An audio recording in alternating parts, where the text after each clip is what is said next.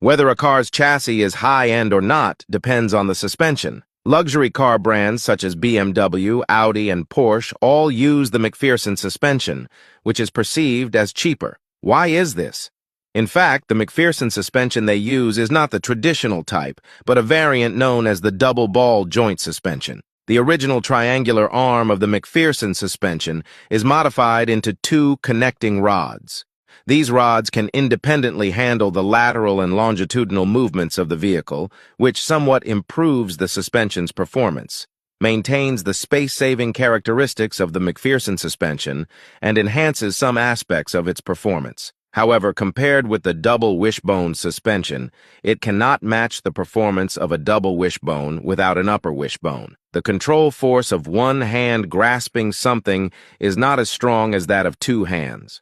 The double wishbone is also not superior to multi-link. So why do luxury car brands still use Mcpherson suspension? Firstly, for a family car, a well-tuned Mcpherson double ball joint suspension can already meet all driving scenarios. You can't turn your family car into a racing car. Secondly, although double wishbone and multi-link suspensions are not much more expensive to produce, they are more challenging to tune. The Mcpherson suspension has a simple structure and is relatively easier to tune, while double wishbone and multi-link suspensions are very complicated to adjust. Although some cars have double wishbones, their driving experience is often not as good as that with Mcpherson suspension. We can think of the structure of the suspension as a move. The manufacturer's tuning of the suspension is akin to internal strength. Having moves but no internal strength is just for show. It looks good but isn't practical. Multi-link suspension is a prime example. It's based on similar principles and ideas.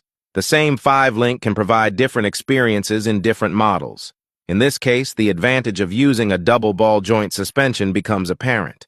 Using a double wishbone suspension may not yield good results despite considerable effort. Cheap and easy to use, it doesn't take up much space.